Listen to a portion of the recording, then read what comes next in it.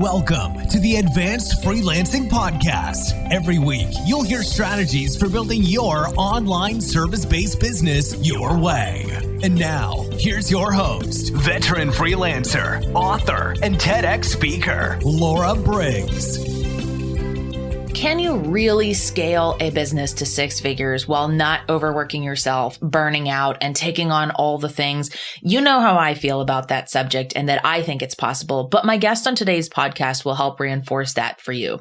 My guest is Brandi, a wife, mom, and an entrepreneur on a mission to help online service-based creators create a business and life they love. As a business Facebook and Instagram ad strategist, she was able to scale her company without a team to multiple six figures in just 18 months and is now helping others to do the same.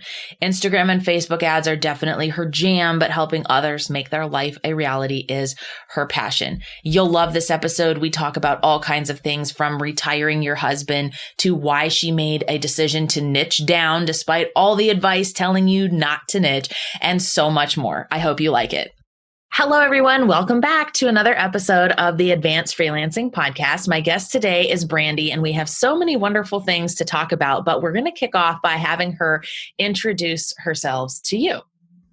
Hello, everyone. I am so excited to be on this podcast. Laura, thank you so much for having me. And I am just your everyday mama, wife, and I'm a business owner and a CEO of Brandi & Company, which has two sides to it. I'm a Facebook and Instagram ad strategist. That's definitely the service side of my business.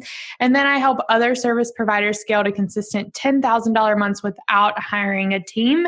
And I live in sunny St. Pete, Florida, so right at the beach and just loving Disney days.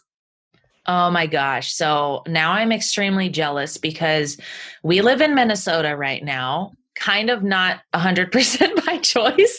And it is not a beautiful time to be in Minnesota. The summers are beautiful. The fall is great. The winter, this is the first winter we've been here, and it's long and dreary. And my husband is already dreaming of being done with his residency and being able to move to somewhere in Florida, Georgia, Alabama, somewhere in the South so we can get some more sun because it's rough. And we love Disney too. So we need to be closer to Disney as well. Absolutely. Yeah, I know. I was looking, there's this Arctic chill thing coming down as we record this, and it's 80 today, but tomorrow it's going to be 60 as the high. And we're like, brr, like where are the winter jackets at? I know. Isn't it crazy? Your body adjusts to wherever you're at. And so your feeling of what is warm or cold, it completely flips. Like I've noticed since we've been here that there have been times I've walked outside without a coat on and I'm like, man, it's beautiful. And it's like 35 degrees because I've gotten used to the sub-zero stuff. And so it's so crazy. I'm like, I don't want this to be my new normal. We have to change that. But I love that you talk about scaling to consistent months without a team, because I think that there's a misperception in the freelance community that you have to have this huge team behind you. And for a long time, I had no one in my team either. And I scaled my business without a team. And now that I have multiple businesses, it's essential to have those people. But I think often people hear that and they're like, oh, so I have to have like all these team members. So what was essential for you as you were starting to grow your business as an ad strategist while not having a team? Because I imagine there's a lot of maintenance stuff. There's a lot of creative, there's different processes that go into launching ads. And so how do you manage that by yourself when you're just getting started to scale? Yeah. So I started my business doing all the things and quickly realized that you can't do all the things and scale your business. Or if you're going to do them, you would have to have a team or subcontractors. And that I manage a little one at home. I sure as heck did not want to manage more people. And so I quickly niched down to Facebook and Instagram ads. It did take me a little bit of time to figure out that's what I had a passion for. And then it comes down to four main buckets. And the first one is knowing who you serve and how you serve them. And so for me, that was, I'm going to serve through Facebook and Instagram ads. And I did explore with like local businesses, online businesses. And then now I'm niched down to where I only serve 7-figure course creators. So contrary to what people believe, the more niche you get, the more you can charge, which helps you scale without needing a team. And then the second element to that is just having the systems in place. And I think there's this misconception that you have to have like spend a lot of money, spend a lot of time on systems. And really, we run my business with Dubsado and ClickUp. And that's it. That pretty much runs everything on the Facebook ad side. And it keeps it simple. It runs a lean business and it keeps me out of the back end of my business. So I don't have to hire people to help with like the onboarding, the offboarding, the invoicing, all of that, because that's all being done through Dubsado. And then the third bucket is really focusing on what matters most, and that's your marketing minutes. So how much time are you spending actually marketing your services, getting clients, getting on discovery calls? And I call it active marketing versus passive. So active marketing would be like actually responding to people who have posted job ops, versus passive marketing, which is like posting something on Instagram and crossing your fingers, hoping that someone will book a call with you. And then the fourth bucket is elevating your services. So once you've actually have consistent money come in, you've honed in on your systems, then it's time to elevate your services. So for me, that was adding Facebook and Instagram ads and getting rid of organic social media. But sometimes for people, it's just adding an intensive or a higher level package to where you can stand out and be a higher end service.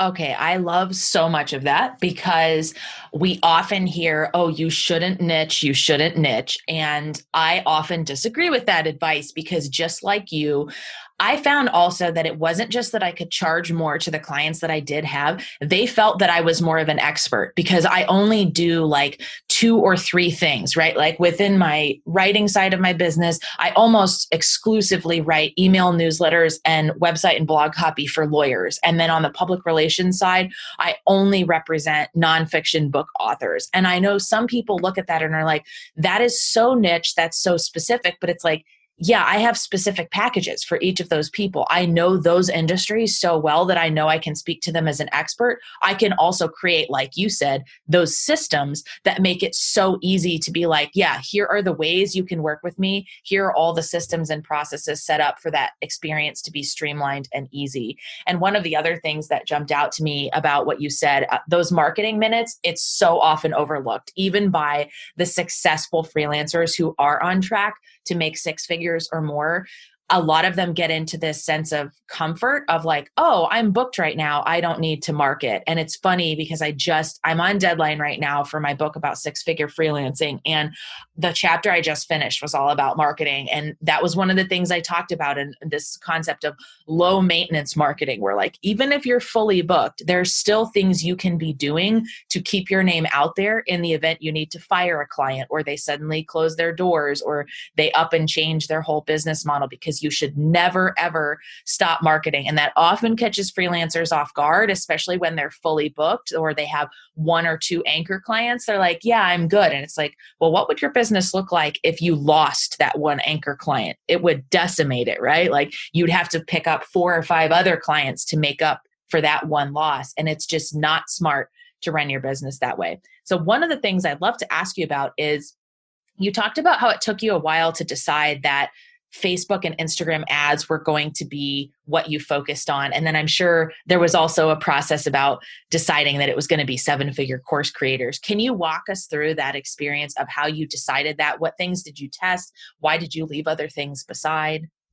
Yeah, so I started my business July of 2018, and I came in and I had been a top sales director in direct sales before getting into the online space. And then at 8 months pregnant, I left all that behind and was like, I'll figure something out. And we got to a point where I needed to start figuring some things out. And so I started blogging for 2 months, and I learned so much, that like how to do email marketing and landing pages and social media and Pinterest. And then I also learned that blogging is a long-term game, not like short, we need money now. And so that's when I quickly shifted into a virtual assistant. And that's the skills that I had was, you know, the everything that bloggers do. So I was doing all that. I was doing Pinterest, I was doing social media, and I hit a cap in October at $6,000 per month. And I was getting really burned out because I was charging hourly. I wasn't on packages. I was doing all the things. And with Pinterest, I started doing promoted pins. So Pinterest ads. And I really liked that. So then I started listening to some podcasts about Facebook ads and things. And I found Rick Mulready, which is now my coach. And I was like, oh, these Facebook ads sound like something I'd really like. And his course was opening up at the end of October. And so I purchased his course and really didn't have a chance to dig into it until December, and fell in love with like the training. And then in January, started promoting myself as a Facebook ad manager. And it was just to anyone who would like hire me at that point, and had my first $10,000 month. And then from there, I had worked with some local businesses. I had worked with some course creators who were going through Business by Design, James Wedmore's program. And so I got really familiar with that launch strategy.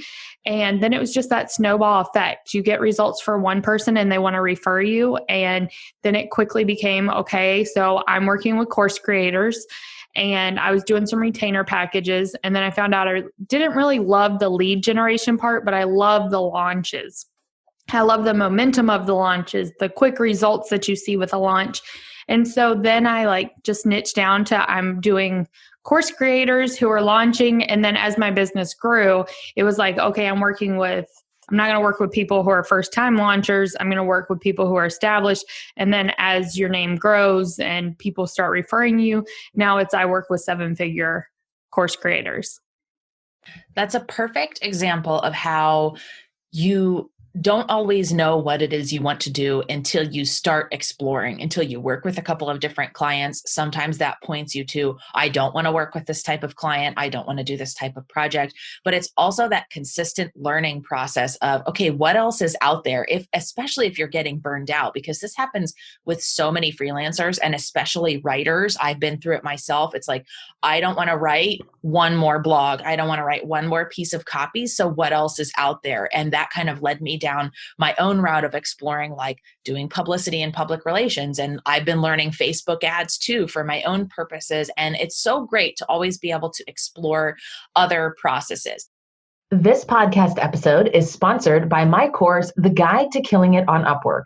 Inside the course, you'll learn all my secret tips and tricks for how to search for jobs, find the right clients, have an amazing profile that attracts people to work with you before they even know you, and how to write a killer pitch that gets your clients' attention and stands you way above the competition. If you're interested in learning more about how to enroll in this course, check out tinyurl.com/guide to Upwork course. So you've built this business, it's been successful, you've been able to generate consistent income, which is amazing. So how do you get to the point of deciding, okay, there's another partner in this relationship, it's my spouse or it's somebody else. How do I retire them and how do I decide if and when that makes sense? So for us, I am someone who likes to take action. I think that the more action you take, the more you get out of what you want in life. And so I'm not someone who just sits around and thinks about things for a long time. I think through them quick and like go through all the pros and cons and everything in my mind. And people think that that makes me like impulsive, and it doesn't. I'm going through all the possibilities. And so I went to retiring my husband was something that we always said would never happen, because in direct sales, there were several people who had retired their husband, and we always laughed and said that was not going to be our story. Like like different times. And then I went so this was before we had children or child. And I went to ConvertKit's conference in May of 2019. And I sat at this table with all these like 6-figure course creators and successful business women. And I just listened. And all of them were talking about their lives and how their husbands were at home. And I was like, wait, this is like a thing here too, because sometimes when you hear that stuff, it's like, oh, well, that's in direct sales or something like that. And I'm from a super small southern town in Virginia. So people don't the men go out and work. They're supposed to be the providers. And so this was very, very foreign to me. And I'm listening to like all these experiences they're able to have with their children and their husbands and their family. And I come home from that conference and I told my husband, I was like, I'm going to retire you. And he was like, no, you're not. Like, I like my job. We're good. Like, no, that's not going to happen. And we were going to a wedding and we had been looking at houses in Virginia and we just couldn't nail our finger on why we couldn't make a decision. And I said, I think I know why. And he said, why? And I was like, because we're meant to be back in Florida, because we lived in Florida before I got pregnant with Riley. And I said, we're meant to be living in Florida, not Virginia. And he was like, I think you're right. And I said, okay, so what that means is I'm going to have to retire you because, like you can't take your job with you. And he was like, yeah, maybe we'll look into making that happen next year. And I was like, okay. And then we flew down to Disney at the end of May. And I was like, Austin, this could be our life. Like we could be at Disney and be back at the beach and this could be our life. I don't think I can wait a year. And he said, okay, so what are you thinking? I was like, maybe December. And he was like, okay. And then we're looking. So this is the thing. My child sleeps in our room in her bed, but we have to be out. So we're sitting out on the floor at a Disney hotel so my child can sleep and we can wait till she's really asleep to go to bed. And I'm looking up apartments. And the thing in St. Pete, Tampa Bay area is like 99% occupancy for apartments. Like it's really hard to get them. You have to get on wait list. And so I got us on a wait list and I was like, look, here's a 3-bedroom. Like, I'm just going to get us on the wait list. And we heard 30 days later that we were off the wait list and that we had 30 days to move. And I was like, I'm retiring you. We're moving to Florida. Like this is happening now. And so that was in July. And then August 1st, we were in Florida and my husband was retired. That's amazing. You took those aligned action steps with the intuitive hits that you were getting. As far as that transition, what was that like for you and for him? I mean, was it a challenge at all for him to kind of adjust to this new role? Did you feel any additional pressure because you're now the primary breadwinner, or did anything change at all? So I think that we put a lot of pressure on ourselves all at once. So it wasn't just, hey, I'm bringing you home. It was like, hey, I'm bringing you home. Plus we're moving 13 hours away from both of our families. Our families weren't happy with us. So that was additional. And I had also just finished up my first launch of Serve, Scale, Soar, my membership. And we were getting into September, which is a high launch period for clients. And so I think there was just a lot of stress. And that first month in August, I traveled a lot. So I think we were still in that. I was like, oh, this is amazing. He's home. We don't have to worry about like Riley going between people and everything. And so August was good. And then September, it kind of sunk in that like, okay, our life has kind of like flipped on its head. And what are we going to do now? And what that looked like was really, we're coming in, this was August and now it's February. So I feel like we're just now coming out of the learning phase, really. And it wasn't all rainbows and butterflies. It was a transition of my husband have always had a job to now he didn't, but he did have the most important job, which was now raising Riley, which that had been my primary job. And what that looked like and the mom guilt that associates with, okay, now I'm in my office from 9 to 4 every single day and he's taking care of her. And where does the balance come to where, is this okay? I mean, there's all these questions that come up when you go through this. And then also the outside forces that don't understand that you're able, like they think when I'm at home, it was okay. But then when he comes home and he's taking care of Riley, it's a totally different story. And I think it's time for, we say retire, and I don't really like that, but it's the term that gets thrown around because when I left my job to be at home with my daughter, no one was like, hey, we retired, like I wasn't retired. Right. And so I think it's more of the impact now has been incredible looking back on it. Yes, there was a struggle. There's a learning curve. There's things that you don't think about. You think about like the insurance, like what does that look like now and things like that. But you don't think about like, oh, our grocery bill's going to go up because another person's home. Yep. And so it's like those little learning things. And then how for each of us to find our own thing. And I think that's another one. And then how to support him through this transition was definitely a learning curve for me. And also just shifting people's perspective. And I think we're so lucky that coming into 2020, we're living in a time where I know when I was growing up, both parents worked outside of the home and that was normal. And a lot of people had divorced parents. And now I'm so blessed that my daughter will live in a home where both parents are home. Mm-hmm. And she doesn't have to like wait till dad gets home at 5 and then she goes to bed at 7, or dropping off at daycare or anything like that. She gets the best of both worlds. We're both home and we both get experiences with her. And we don't have to miss the first doctor's appointments or dropping her off at school or things like that. And I think that this is a really exciting time for everyone. You're so right about the fact that we don't ever view it in that way when it's the woman who's choosing to stay home in the relationship. It's not like, oh, you're retired now, or how wonderful that, your husband has achieved this point of success where you don't have to work, right? We frame it in completely different ways. And hopefully society and our culture is starting to change around that, because I definitely think that people still view it as just an oddity. Like, I'm sure that comes up for you when you're like, oh yeah, like he stays at home and his primary position right now is our daughter while I work. I'm sure that raises some eyebrows with some people, or people are at least interested in like, well, wait, how did you do that? Why did you do that? Because it's still something that's so unique. And hopefully that really starts to change and people are just more accepting of like, hey, families are going to choose what works best for them. And it might not be what worked for your family or what you think the normal thing is, but they're going to choose the dynamic and the structure that's going to benefit all the people in that family the most. And so I'm excited and hopeful that we are kind of moving towards that. So a typical work day for you, what does that look like today? Obviously you have a couple different projects going on at once. So how do you divide up your day to make sure that you're tackling all the things you need to do? Absolutely. So for the Facebook and Instagram ad business, last year it did 200,000 with just me.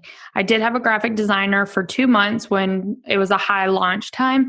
But primarily that business runs with just me. And then the second half of my business, which is the podcast, the membership, I have a course, and then the mastermind, those are run pretty much with my 2 team members, about to be 3. And that's Janessa. She's my integrator. She's like my right-hand person. And then I have Stephanie, which is my podcast manager. They pretty much run that whole side of my business, and I show up as I need to. So like, of course, I have to show up for recordings, and I do lots of lives and Q&As. And so I get to be the face and show up, and that's what lights me up and brings me the most joy. And so in that aspect, I'm pretty much just showing up when I need to be on camera or recording.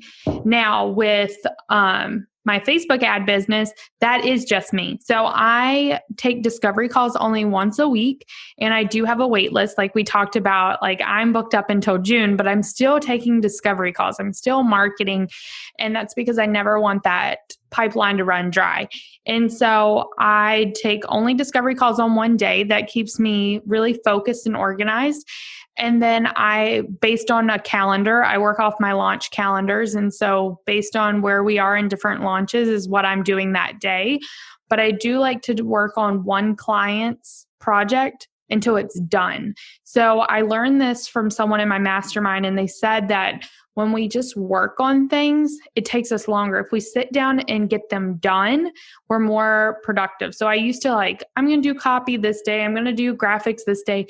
Now I sit down and from start to finish, get the whole launch plan together, all the copy, all the graphics. And then as soon as those are approved, then I'll spend my time up getting everything scheduled into Ads Manager.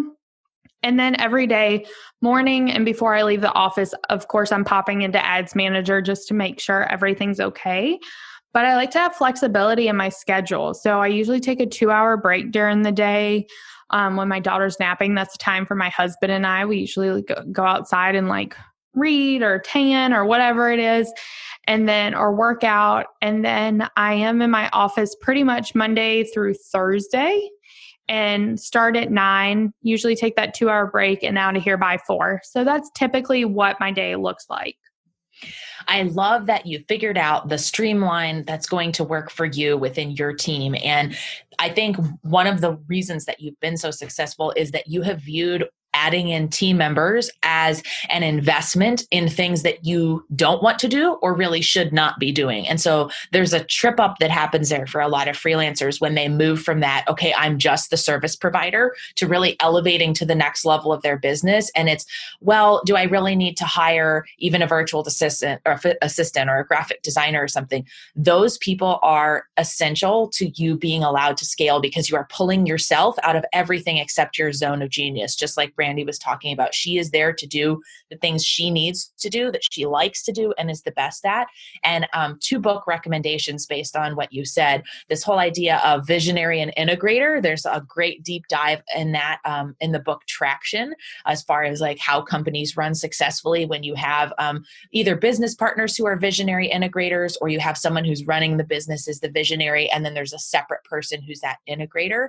And then these deep focused work periods that you talk about, Cal Newport's deep work is great, because I think we really live in a distracted society. And even within our own business, when we think we're being productive, but we have the email tab open and we have Facebook open and we have Slack open, and there's all these different things that are going on, it makes it really challenging for you to do that. Hey, I need 3 hours to knock out this Facebook project, and I'm going to have it finished in 3 hours. Here's how I'm going to leverage my systems and the other people on my team to make sure that I get that done, that I'm being productive with my time. So I definitely see all of the things that have really been built into your success, from starting and kind of that knowing when to adapt and change, and how do I scale and when do I bring in other people. So this has been a great episode full of amazing tips, and it's just been so cool to hear your story. Where can listeners go to learn more about you and your business?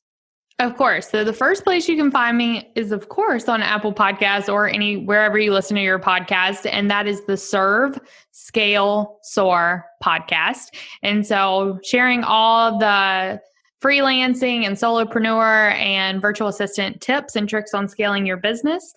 And then also you can always find me on Instagram at Brandi and Company. So Brandi and Company. I respond to all my DMs personally. So definitely pop in there. I love connecting with people. And then I do have a quiz for your listeners. So they can head to servescalesoar.com/quiz. And what that's going to do is show you where of those 4 buckets you should be spending your time. So is it niching down? Is it marketing minutes? Is it systems? Or is it time to elevate your services? So it's going to tell you exactly where you need to spend your time. And it's not a BuzzFeed quiz. Like, you get real, tangible, actionable steps in there. I love it. Thanks so much for coming on the show and sharing all of your amazing insights. I can't wait to share this episode, and it's been so cool.